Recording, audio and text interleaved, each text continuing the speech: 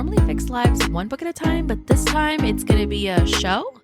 I'm your host, Yajaira. And I'm your host, Cheli. We're fixing lives one episode at a time, actually. Didn't we say that we were going to call, every time we do a movie or a show, we would call it book flicks? Oh, that is so cute. Right? We should call it book So flicks. welcome to this But it's not a book flick because it's not from a book, though. But Oh, you're right. It's when a book is based off of a movie. We'd call it book flicks. This is just book flicks edition.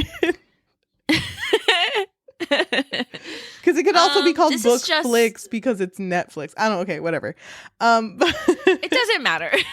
We're here gonna talk about Black Mirror. Which, yeah. Charlie, do you remember that you were the one who introduced me to Black Mirror? Do you remember when you traumatized me? Was it me? Yes, it was you. You were right here in my room, and you were like, "Have you heard of Black Mirror?" And I was like, "No." Oh and my God. I think you explained to me the first episode, but you still played the first episode. Thank you. That sounds like something I would do. Yeah, because it was something that you did. And it just changed my entire life. Yep. I've never been the same since. I feel so strongly about Black Mirror. I really like and appreciate the people that make it, mostly because they were supposed to release this season back in 2019, but because of COVID, they were like, the world's already as scary as it's going to be, so we're not going to release a season. And they just took like an indefinite like break. And the fact that they just came back it felt out of nowhere. It was just like, yeah, we're back. Here you go. Oh my gosh. I was so excited, but it's been so long since I've seen Black Mirror that it did feel kind of very unnerving. Like you really need to have the stomach for it. You know what I mean? Seriously. Yeah, you need to be on the right like headspace for it. So I do recommend, if you like thought-provoking shows that have a deep message about society, go watch Black Mirror, because that's the entirety of Black Mirror. Yeah, but also be prepared for a lot of unhappy endings. Yes. Or bittersweet also. Some of them are bittersweet endings. Yeah, because this one's a lot that we're going to talk about. We are not going to talk about the first episode of season 6 because Yajaira really wanted to talk about the second episode of season 6. Yes. I wanted to talk about this one so bad. I feel like there's something to be said about this episode alone. Just based on like, you know, something else that was really popular, but we'll mention that afterwards. Do you want to mention what this episode's about? Okay, so this episode is called Loch Henry. It's the second episode of the 6th season, and it has to do with our main character, Davis, who is with his girlfriend, Pia, and they're visiting his hometown, which is like in the middle of nowhere. I think a total of like 10 people live in this town. And he is coming back from university and is basically telling his mom, because he's visiting his mom, Janet, that he's going to be making a documentary about this guy and eggs. Who collects eggs. Yeah. And that's his big thing. That's like the biggest thing ever. And Pia is there, of course, to support him, but also to meet Janet, his mom. And at their outing in this town, they go to a little bar that's owned by, is it Richard? Stuart King. Stuart is the guy, right? I thought Stuart was his dad. No, Stuart is the friend, no? Okay, I think so. Well, Richard is the dad. Okay, so Stuart's the friend. So they go to this bar owned by Davis's friend, Stuart. And Pia talks about how beautiful this town is, how it's so weird to her that some place as beautiful as this doesn't have any visitors. And it was like, or any tourists or anything. Well, the reason it doesn't is because of Ian Adair. And she's like, who the fuck is that? And it's like, how did you not tell her about Ian Adair? Everyone knows about Ian Adair. And it's basically when, I want to say, I'm going to make a guess because of their ages. Around 20-ish years ago, there was this man named Ian Adair who would kidnap and torture tourists and do whatever he wanted with them, like sexual fantasies, torture, like everything with these people, and did not get found out because, you know, people would just go missing. It's a small town. You're not going to ask as many questions. It wasn't until a specific couple went missing where it became kind of like a search, a warrant of a search. And I think they were from the US. Yes. And so this small town, it's called Loch in Scotland. So when it was figured out that he was torturing people, Davis's dad was actually the one who went on scene to like go stop Ian Adair, and ended up getting shot, but not fatally. He just got shot in the shoulder. But Ian Adair ends up killing the people who were in there along with himself, his parents and himself, before he was caught. And that was just kind of the end of it. And it's funny because this story is shared and Pia's like, what the fuck? Why are we making a documentary about a man and eggs? A fucking egg. When you literally have all of this story right here. And it helps too that Stuart, his mom, was super invested in this story. So they have all of the videotapes of like what was on the news at the time. They have all the newspaper clippings. They have everything. So Pia's like, we have all the information. Why don't we do it on this? And that's what this episode becomes. It's them gathering information to make the documentary on Ian Adair and on Loch Henry and this town, just like how fucked up this was. Yeah. So did you have any suspicions going into this with anyone? I just wasn't sure exactly what the direction of the episode was. I tried to avoid any spoilers. I don't really like watching trailers or anything at all because I don't want any indication of what this could be about. So there was a moment in the beginning when Pia is meeting Janet, which is Davis's mom, for the first time. And she has like this whole like VCR collection, and I forgot what the name of this show was. Yeah, and so Pia makes a comment where it's like, damn, she's a big fan. And Davis is like, yeah, it's because my mom really likes whatever the character's name is because of his ass or whatever. So in that moment, I was kind of like, I wonder if there's something on those tapes. But literally, like, I wasn't thinking like, oh, maybe it's, the parents. I was mostly thinking like, oh, maybe, I don't know. Like, I don't know. Like, I figured there was something in the tapes, but I didn't want to like guess too much. I wanted to keep my mind as blank as possible. I didn't suspect anything out of Janet when she was introduced.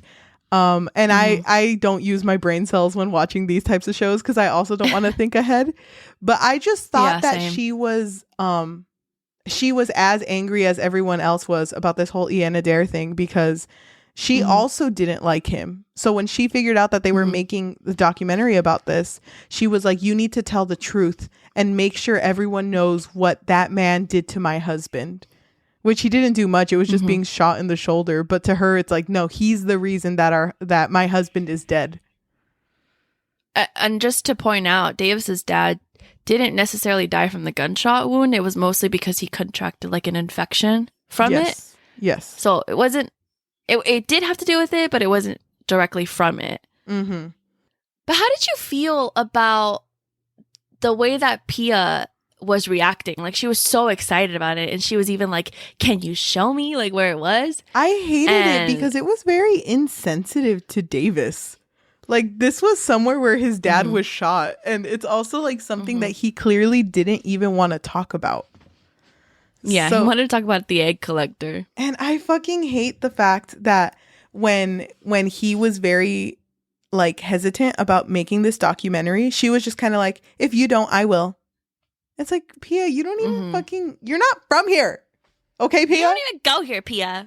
So it made me angry that they were like that for a bit. But I think she was a good representation to what the people were at the end of this show. Like, she was showing that I care so much about this that I'm going to make it my entire life. And there was even a point where I'm moving ahead a bit, but there was a point where they were talking to important people who were they were pitching it to someone, and they kept going like, no, it really affects Davis. Someone he knew died in that, actually. And it's like they're trying to make it... They had to paint it that way, though, because the movie producer, documentary producer, whatever she was like, well, I mean, this person isn't as big as, like... Ted Bundy, thank you. I was like, who was it? Who was the example? Yeah, so she was like, he's not as big as Ted Bundy, so there's nothing really that you have to offer. Like, what's the angle here? And so they try to make it seem like, well, I mean, Davis's dad died, not necessarily, like, you know, by, like, like through the torture, but you know, no, but kind of I thought it was interesting that was brought up, even though that wasn't true, but it became a reality, and it wasn't a reality that either of them wanted to be a part of. Mostly Pia, because I feel like Pia kept viewing this as like this is content. That when it got to the point where she saw, because with the Bergerac films, they were using those VHS tapes to film the torture rooms. Like, they went and borrowed the VCR or the VHS tape, and they went there and filmed the torture rooms. But they had to film over the episodes of Bergerac. So they broke in. Yeah, they did break in. And I was so scared, dude. I did not. Just to make it clear. Okay. Just to make it clear, it was Pia, Davis, and Stuart. Like, the three of them were doing this together, and they broke in, and they were filming it with those tapes. Yes. So when all of them broke in, I was so scared. I didn't know the direction this episode was going. I, for some reason, thought one of them was still going to be alive. Like, I thought someone was in there. I was like, he's in there. He's a zombie. I don't know. I was so scared. I didn't know what was going to happen either. So when they ended up in the car again, like when they were driving, I was like, wait, what is happening? I'm so confused. Yeah. And then Davis ended up getting in a little accident with Richard, which is Stuart's dad, but everyone was fine. He just had a hospital overnight stay. So Pia ends up going back home. No, it wasn't Richard. Richard was already in the hospital. Remember, he fell down the stairs or something? Oh, you're right. I thought it was, for some reason I thought they hit him. But no. The person that hit them, I think, was drunk or something. Okay. But I know that Pia ends up going home because she didn't get hurt. So she's staying with Janet, and she's working on the film and is on the Bergerac tape where they were filming on. And it's very unsettling because at this moment, Davis is at the hospital, and Richard goes up to him and he's like, you need to stop filming this. Like, you can't keep filming this. And he's like, what are you talking about? And he's like, well, like, stop digging, pretty much. He's like, well, there's something that you don't know, and I'm not sure. I was never positive. You know, he's kind of like hinting at something. And it goes back to Pia, and she's doing yoga, like she's stretching because she's seen these videos, you know. And it ends with, after they finished recording, you can see the rest of the Bergerac show that they had. But then that cuts off. And all of a sudden, you see a video of Ian Adair, right? That was him? Yeah, so they were filming him, and it was like a conversation between a man and, you know, the guy who was convicted for the killings. Yes. And then the camera gets handed to Ian Adair, and then it turns, and it is on Kenneth, which is Davis's dad. And he just like goes behind the couch where the couple is like tied up. And I forgot what he was saying, but he was just saying like something like, oh, we're going to have fun here, whatever. And then introducing Janet, and Janet, you know, his wife, Davis's mother, comes in, and it's like so unsettling because she's like fucking dancing around. She has a little like tool in her hand, and she's like, I think she's wearing like a nurse's outfit with like a masquerade mask. Yep.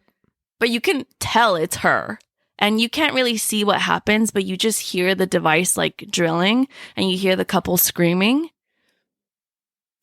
So Pia's like freaking out because she's realizing, oh my God, wait, it was actually fucking Davis's parents who were also involved in these murders. And it sucks too because she realizes this while Janet is also home. So she's freaking out, and Janet doesn't understand why. So like she keeps like pushing Pia to like eat. You have to make sure, how are you? How's the filming going? And then Pia gets really scared and is like, you know what? I'm just going to go to the restroom. And she goes to the restroom. And at that time, I think Janet goes to the room and realizes that they were using the Bergerac VHS tape. So she kind of puts two and two together and is like, shit. No, she did that when Pia left. Remember, Pia went to the restroom, but then she came out and she was like, I need to go for a walk. And so she goes outside. And so she leaves. And that's when Janet runs upstairs and she sees that she was watching the film. Mm-hmm. And it's kind of scary, too, because these films, they were in plain sight. Like, Janet didn't hide them. They were just out. So, and she also had like a little memento box too. Like she went into her room and pulled out a box and there was like Polaroid pictures in there. There was like other shit in there too. So it's like, these are fond memories for her, you know? So it's like, it's almost like these are her trophies. Like even the VHS tapes that were all out in the open. Yep. Pia runs away and Janet gets into her car and starts to chase her. But Pia does end up getting away. But it sucks because she's in the... Like, she's walking the river bed, I guess, and she missteps and falls and hits her head on a rock. So it's automatically death. Like, Pia just dies. And to Janet, it's like, oh my God, she got away. I can't fucking believe she got away. And she gets really angry and she's like cursing in the sky, but just ends up going home. She gathers all of the evidence and puts it in a pile and puts a note on top of it. And then she ends up unaliving herself. Yeah. So, she left all of the evidence on a table for Davis. Mm-hmm. Did it show the note yet at this point? No, it doesn't show it till the end. Okay. So it sucks because this all happened in the freaking night that no one can reach Davis. Like, he's just in the hospital overnight. So the episode ends with like time has passed by and now we're actually seeing like the trailer to the documentary for Loch Henry, and we see that he won a BAFTA award, I believe it was. Yes. And so obviously like the lady who was in charge of the streaming service, Streamberry, I think. Yes. She's up on like accepting it. Well, they're all up there, and even Davis is up there too. And she's like super like, "Oh my God, thank you so much!" Like obviously to her, it's just like whatever. But anytime the camera would cut to Davis, you can obviously see that he's like fucking holding back tears, like he's just like not even really there. And it sucks too because everyone at this event is treating it so like surface level. So they're like talking shit about each other and then saying hi, like, oh my gosh, I love you. You're so good in this movie. You know, we're going to make a dramatization about this later and we need a good Pia. So just keep an ear out.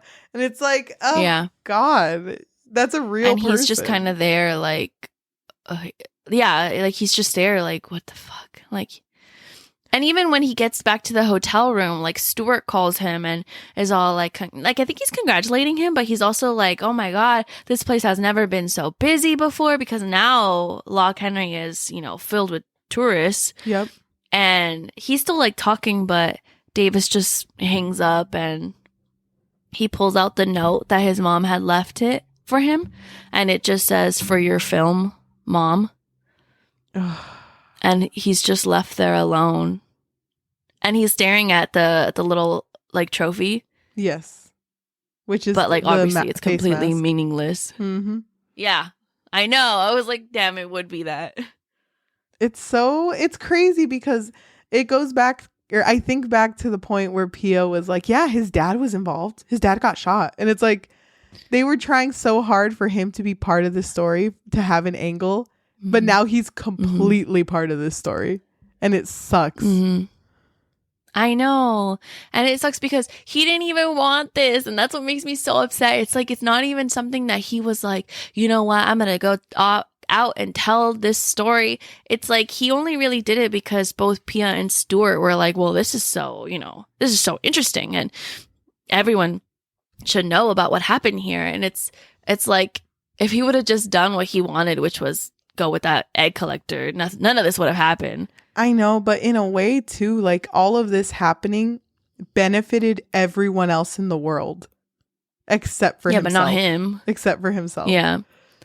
The reason why I really wanted to talk about this one specifically was because it's so relevant to how big like the true crime community is, especially nowadays. Mm-hmm. And more specifically with the way that Dahmer was made on Netflix, you know?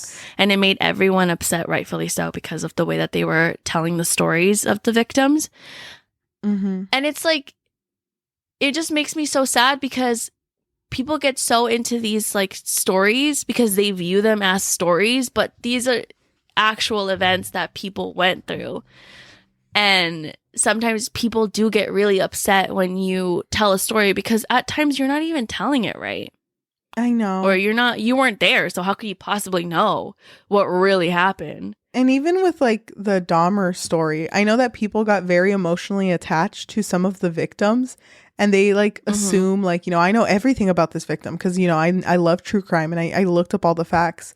It's like, yeah, but you need to realize that they also have families that are still alive, that some were not happy with this show coming out. And oh, yeah, most of them were not. Like it had such bad reception from the victims' families that I'm surprised that they're making a second season. They are? Yeah, but every season is going to be a different story. So the second season is going to be from the Menendez brothers. Oh, okay. I get it. That's still so Yes. stupid, though. Like, it's weird that we're in this type of society that kind of idolizes these types of situations. Or these types of murderers, yeah. Mm-hmm. And yeah, it definitely exploits these people's suffering, and it just sucks, especially because, like I said, it's so like prevalent now. Like true crime is such a big community right now. Yeah, it's weird how big it got because it wasn't big when we were younger. It was things that happened. Well, I mean, there were like shows that would play on TV. Like I don't really remember them, but was it the? Oh my God, I can't remember. What, the Hotline one? No. I can't remember what it was called, but there was one that was really big on TV that would reenact the stories. I don't know if you remember it. No, I don't remember it. But I wasn't as into it when I was younger. And I still am not as into it either. Like, I know a few things, but I do know people who's like, everything they consume is true crime. Every single thing. Yeah. All the time. And I'm just kind of like, oh, that seems like a lot. I don't think I can handle that. Yeah, I don't think I can handle that either. But, I mean, I think in a way it is important to tell some of these stories, but it also matters the way that you do it. Yeah, because I feel like with these types of stories, it was interesting seeing the viewpoint of like people reacting to it. Because like you said, they react to it as if it is just a story without giving consideration to the people that are affected. And that's where the issue starts. Because even with Davis, no one ever took the time to ask him if he was doing okay or to ask him if he even wanted to do this. Pia pushed him towards it and Stuart did too. And he just is now stuck with, I made this and it affected my life in a shitty way. And he's probably not getting any help. He's probably not getting any counseling because no one is asking him if he needs it. Yeah, I mean, he literally has no one. It sucks because I feel like even though he does have Stuart doesn't really like see it in the way that Davis does. Yeah. Because he's obviously reeking of the benefits of, you know, having tourists in his pub. And in a way, which is great. But, Davis and Pia did tell Stuart, like, this is what they wanted. And it sucks. So they got that part. Yep. They got what they wanted. So. Yeah, it's a shame. Oh my gosh. It's Black Mirror does this a lot where it kind of just makes you sit back and like realize like, damn, it's kind of shitty out here. Damn, life kind of sucks. Damn. Yeah, it's just depressing. And then also like that whole scene of the with the mom and the dad and Ian Adler or Ader. Yeah. When they were torturing that couple, like that scene was just so unsettling. I couldn't watch it. And then also You never see. Well, I mean, you don't. It's not that explicit or anything. It's just not, the but I screaming. couldn't watch it. No, I don't blame you. But also, like, you never really see Eon or Yeah. however you say his name. Ian Adler. Actually, like, yeah, him. I'm wondering, like, if he actually ever killed anybody or if it was just a couple. And he was just Like, a part that's of what it. Yeah, like, he was just, because he seemed very, like, weak-willed when he was being filmed. Mm-hmm. Yeah. So that's just something that I was thinking about. I was like, what if they just framed him? Mm-hmm. I'm not saying that he's innocent, because obviously he knew about it and he was there, but I mean, he didn't seem like he did shoot the husband multiple times. So it could have been like, you threw me under the bus. You bitch. It was very unsettling. I thought the entire unaliving scene was very unsettling. Oh my god. I couldn't believe that she did that though, because I seriously assumed that she would just like get rid of everything and then maybe like hurt Pia or something. I don't know what I expected. But she was a very proud person. I think her initial reaction was to hurt Pia. But because Pia got away, it's like, okay, well, this story's going to be told anyway. Gonna look at my things one last time. Yeah, because I don't think she knew that Pia had like fallen and ended up, dying. But I mean, she was looking at these like mementos like very fondly. So it's like, what the fuck? Like, she obviously like still reminisces on these moments, but I wonder, did she feel any remorse? Like any remorse at all? I don't think so, because even before she figured out that Pia had seen that part of the film, when they were eating dinner together and Pia saw the face mask on the wall, she was like, yeah, my husband gave that to me. He's just a silly guy. It's like, oh my God. Like the fact that you can look at that and not freak out, Wait, there was another moment too. Didn't she make a comment about like, oh, I'm not used to being recorded with like this type of equipment or whatever? Yeah, and then Avis made that comment that was like, well, Dad never recorded you for broadcast. And then she says like, oh, well, like imagine that. And then that was the winning line.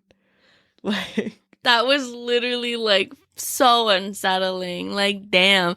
I almost feel like she was kind of like proud to have this secret that nobody knew about. Yep. That's so crazy. I can't believe. I wonder if they would have kept like doing this, like torturing and murdering people, even after like Ian got caught. You know what I mean? Like, would they just do it alone as a duo? They might have if it weren't for the fact that he had gotten sick. And that was probably, I feel like that was a genuine hate for Ian. I think she did actually blame Ian for the death of like the husband. Because this bitch died, and so my fund's gone now. So I don't know. It's such a weird episode. Not what I expected out of a Black Mirror episode. I'll be honest. Like, this isn't what I expected out of the season. It was good, but damn, it was so dark. It usually is. It was really dark. It just made me feel so bad for Davis because he just looked so like literally like the whole time at the end he just had tears in his eyes. Like he just looked like he was ready to burst into tears at any moment. And then when he was finally alone, he just started crying, and I just felt so bad for him. I mean, he lost it all, but also gained it all at the same time. Yeah, but he doesn't want it. And then it also sucks that as a response of the popularity of the documentary, now it's like, oh, well, now we're going to do a show about it. And I don't even think he has a say on whether or not, like, he could give permission for that, Yeah, and it sucks, too, because with things like this, like when it concerns real life, I feel like the victims who are part of it lose so much freedom. Like, you lose everything because everyone wants to know about you, but you definitely don't want to talk about it because it's so traumatizing. But that's out of your control. I know. That would suck to have to, like, relive your memory in multiple ways. I feel like eventually he would just have to like distance himself from it. Yeah, but I mean, if you think about it, that's what people always do. Like people, like I think about how, what was it? When Selena had passed and the family distanced themselves, but then they started making money off of it again and opened a museum. So it's kind of like, I don't know. It's kind of hard to stay away from it. Yeah, because it's like your whole life. It is, sadly. Yeah, it really does suck. But I mean, I feel like it's very like bittersweet because it did help out the town, I guess. But like Cheli said, it helped everyone but Davis. Yep. Sucks. What were your overall thoughts of this episode? If you had to rate it out of 5. Oh my God. I loved this episode so much. Like, it just made me so sad. It's so funny that you say that it didn't feel like a Black Mirror episode because it did feel like one to me. Because I already knew. I was like, whatever happens, I know I'm going to be sad in this episode. And I was really sad. And I just, like I mentioned, this just is very relevant to what's happening today, especially with Dahmer on Netflix. Not Netflix calling themselves out. That's so funny. I don't know what I would rate it. I feel like I would rate it pretty high though, because I this is the type of episode where I think I would like tell people to watch it so that we can all cry together. Have you seen the whole season? I think I would give it like a 4. No, I've only seen the first 2 episodes. Okay. It's funny. We're gonna I'm gonna finish editing this episode, and you're like, hold your horses. We got to talk about the third one. I heard the third one's really good. Really? Oh my gosh. That's what I heard, but it's longer than the first 2. I think it's like an hour 20. I need to sit down and watch it. I never even saw the Black Mirror episode that was like a choose your own adventure. Oh my God, dude. So I tried, but I just got so upset because I kept getting like a reaction that I didn't want. So I know that there's like a bunch of different endings, but I couldn't do it. I couldn't get to it. I need to do it. I need to go through it. I thought you did. I thought you did get through one of the endings. I can't remember. If I did, it was with a friend. But maybe. This was a Black Mirror episode. It's been so long, dude. I don't remember. Like, when I think about Black Mirror, I think about the episodes with, like, you remember the girl and the ratings? Like, he had to give ratings to people. I think about the Junipero episode. Oh, yeah. I think about episodes like that. I think about Shut Up and Dance. Yes. So, oh, God. But it was just so weird coming back to it after so long. I do think I want to binge watch the show again because I really do love Black Mirror. I like this episode, but I'm excited for the rest of season 6. I think I would give this episode, because I haven't seen the other ones, I'm going to say also a 4. I'm just going to keep it at a 4 because it was really good. I do have to sit down and watch it again during the daytime. You're going to see the third episode. You're going to come back and be like, I just saw a masterpiece, so I will take this 4 and give it a 2. No other comment necessary. Thank you. That is going to be me. Dude, I really appreciate that Black Mirror is so big on like making commentary even when it's at the expense of themselves. You know, because they are also the issue. They are the media, you know? Yeah. So it is. Yeah, definitely. It's interesting to see that they're so willing to do that. I hope the writers have a really good time making these episodes. I hope so, because these are really depressing. You know what other episode fucked me up too, but I cannot remember the title of it. Which one? It's the one where the puppet becomes the president. You remember that one? The puppet becomes the president. I don't think I do. Explain it a little more. It's like, I don't really remember it much. I just remember that this guy had a puppet. And I think he would just make like YouTube videos or something, or like some sort of videos. And it was like a commentary, but he was very vulgar because that was like his character. But he himself, like, he wasn't like really as I guess vulgar or outspoken as the puppet was. And then the puppet got so popular that, you know, people started following the puppet and they were like, oh my God, this puppet for president. And so the puppet becomes the president because, like, I think somebody steals the puppet from him or something. So now it's like its own thing.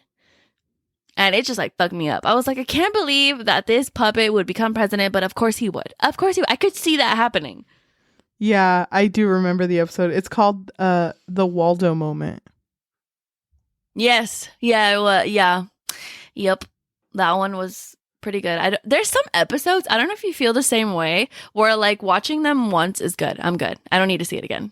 That's how I feel about the first episode, the one with the pig. Although you watched it with me, so technically you watched it twice. It's because I needed you to watch it. I needed to get you on this bus bad. Of watching Black Mirror, and I'm glad that I did that. Do you remember when you played it for me? You were like, really? I just want to get through the first episode, but we need to get to episode 2. Yes, I do remember that. You were just like, this one isn't the good one. We're going to see the second one, and it'll be so much better. Oh my gosh. I really like the episode, the video game one. The one with the VR. And like you can feel whatever they feel. Yeah, that one was good. Oh, the newer one. Yeah, the newer one. I really like that episode. Why do you like that episode so much? It was wild. Suspicious. Oh my God. Suspicious. Do you think that's cheating? Yes. So just to give a little context, just like a tiny context, pretty much like you would put on like VR. So you have your own character, but like Cheli said, you would feel whatever your character was feeling, like actually like on your body. And so these two friends started playing like together, like a fighting game, but then they would have sex with each other through the game. And one of them had a whole wife and a whole family. So that one was good. That one was really good. I just sometimes think like, is that technically cheating? I mean, he's feeling it. Yeah. It was weird. It was a lot. But I do recommend everyone watch Black Mirror. It is fucking life-changing. I think we're done. Thank you so much for everyone who was listening to us in audio form, whether that be Spotify, Apple Podcasts, or Amazon Music, or anywhere you get your podcasts on. Thank you. If you want to leave a rating of 5 stars and a review, that'd be amazing. And if you want to tell your loved ones, friends, family, anyone about us, that would be great too, because the best type of exposure is through word of mouth. If you are watching us on YouTube, hello. If you can like, comment, subscribe, and hit that notification bell so you can be notified when we post every Tuesday and Thursday. It's weird to be back. It's weird to be on a normal schedule, but I'm so glad. I'm so glad. For the next few episodes, it's just every Black Mirror episode. No. Imagine. Because we become the Black Mirror podcast. We change our name. I feel like it would be definitely interesting because there's a lot to say about literally all of the episodes, but maybe we also need a Black Mirror break. Maybe we can just give little updates at the beginning of our episodes just to show how far we've come. I'll let you know when I go through the whole choose your own adventure one again. Okay. Yeah, let me know. Let me know what ending you get. What if they want to support us a little more? So we did start a Patreon, and we had so many things that we wanted to do on there. But for right now, it really just serves as a way for our listeners to, give us a little extra love if you want to, if you can. No pressure. You can find us on patreon.com/bookfix. Thank you. And if you want to follow us on social media, we do have a TikTok at The Book Fix, THEBOOKFIX. And we also have an Instagram at The Book Fix Pod, THEBOOKFIXPOD. Thank you. Thank you, everyone, for listening. Thank you. And we will see you later. Bye. Dude, we don't talk about how much we film, but we did a lot. We did a lot today. Today, we decided, we woke up and chose content. Yeah, we really did. We have been up since, 10:30? It's 4. And that's how long we've been filming, pretty much. I know. It's nice, though. It's been This is the first time that we have filmed this consistently. And I feel nice because I don't know if you feel the same way. When we have like these episodes already lined up, it's like, okay, I have 2 weeks to catch up with other readings. Like that's how I think of it. Like, okay, I have time. Yes, I have time. that's how I think about it too. Like it gives me these 2 weeks to focus on the next batch that we're gonna do. That's why. So I'm excited and I'm happy that we did this. Yeah, I hope that we catch up with our batch quickly so that we can have. We had it before where we were so caught up that it just made life easy. I know, literally. We were literally like, what was it, like February? I'm just gonna give an example. We were literally in February. We had like filmed up to like fucking April. Yeah. Mid-April. I don't even remember. Yeah, we were so far ahead and it made it so much easier. But, or it might have been like 3 months ahead because at that time we were only filming once a week.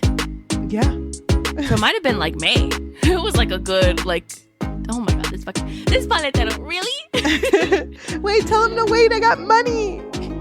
Wait, I think it's the El Botero actually. Wait. That's better. Call it back. I gotta go, guys. Bye.